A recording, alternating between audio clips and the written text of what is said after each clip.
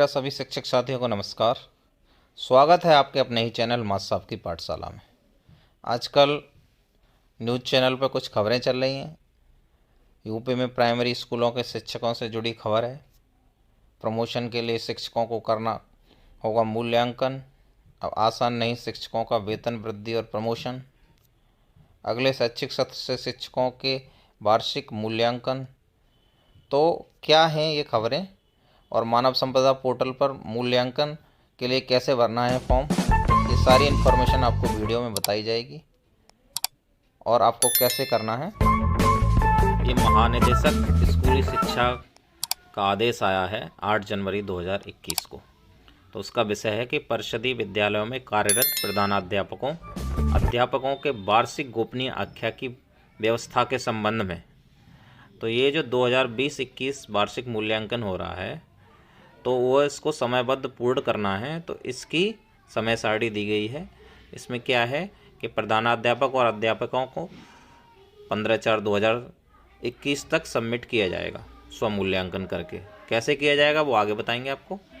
प्रतिवेदिक अधिकारी अर्थात खंड विकास अधिकारी या खंड शिक्षा अधिकारी द्वारा 15/5/2021 तक सबमिट किया जाएगा और स्वीकृत कर्ता अधिकारी या बेसिक शिक्षा अधिकारी द्वारा वार्षिक प्रविष्टि दिनांक 31/5/2021 तक अंतिम किया जाना है। इसके लिए सबसे पहले आपको EHRMS या मानव संपदा पोर्टल कहते हैं आप, उस पर लॉगिन करना है।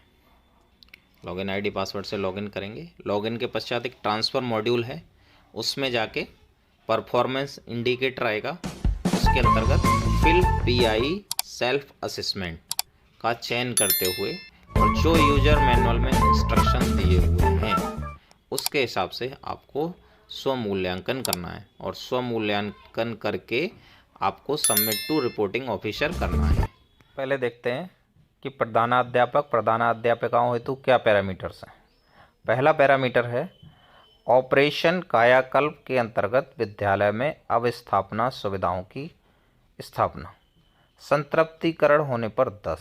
इसकी में टिप्पणी दी हुई है 14 पैरामीटर संतृप्त होने पर 10 अथवा 0।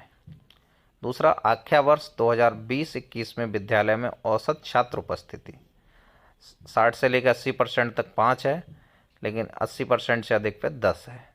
लेकिन सत्र 2020-21 हेतु लागू नहीं है क्योंकि यहाँ पे तो बच्चे आ नहीं रहे। प्रधानाध्यापक की औसत उपस्थिति का प्रतिशत 60 से 80% तक 5 और 80% से अधिक 10। सत्र 2020-21 में ये भी लागू नहीं है क्योंकि टैबलेट की उपलब्धता के क्रम में अग्रिम सत्रों में लागू किया जाएगा। जब टैबलेट मिल जाएगी तभी लागू किया जाएगा। लर्निंग आउटकम की अंतिम परीक्षा में सहायक अध्यापक अध्यापिका द्वारा पढ़ाए गए विषय का ग्रेड, जिसमें वो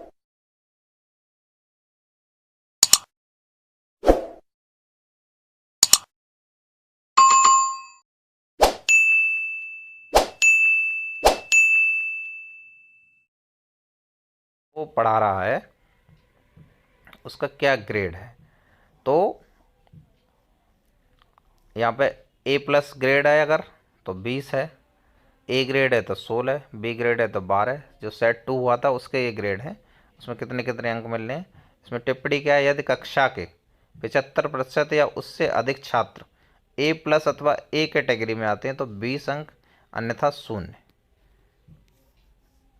दीक्षा पोर्टल का उपयोग। छात्रोपयोगी डिजिटल शिक्षण सामग्री का शिक्षण में नियमित प्रयोग करने पर 10। ये प्रतिशत और अंक निर्धारण है, तो ये टिप्पणी के हिसाब से इस साल दिए जाने। दीक्षा पोर्टल का उपयोग करते हुए पाठशाला के कंटेंट सभी छात्रों को उपलब्ध कराने हेतु पत्रांक, ये जो महानिदेशक का पत्रांक है 12 नवंबर 2020 के अनुसार जोड़े गए छात्रों या अभिभावकों की संख्या तथा उनके द्वारा दीक्षा की डिजिटल सामग्री उपभोग की स्थिति के आधार पर, तो इस पर 10 अंक आपको देने हैं। छात्र रिजल्ट कार्ड सभी छात्रों को उपलब्ध कराना, तो वास्तविक आंकड़ों के आधार पर है। ये कितने को उपलब्ध कराया है। SMC की नियमित बैठकों में प्रतिभाग, ये भी वास्तविक आंकड़ों के आधार पर है। छात्रों द्वारा पुस्तकालय का प्रयोग, ये भी वास्तविक आंकड़ों के आधार पर है। और मॉड्यूल आधारशिला ध्यानाकर्षण एवं शिक्षण संग्रह के प्रयोग की स्थिति, ये भी वास्तविक अंगीकरण के आधार पर है। अब देखिए अब दूसरी है सहायक अध्यापक और अध्यापिका हेतु पैरामीटर्स, क्योंकि ऑपरेशन कायाकल्प में उनका तो रोल है नहीं है, तो उनके क्या क्या हैं पैरामीटर्स। पहला पैरामीटर है आउट ऑफ स्कूल बच्चों का सर्वेक्षण एवं नामांकन। उन्होंने सर्वेक्षण और नामांकन किया होगा, तो जो भी सर्वेक्षण नामांकन किया है उसके आधार पर 100% नामांकन हुआ है या नहीं है, वास्तविक आंकड़ों के आधार पर।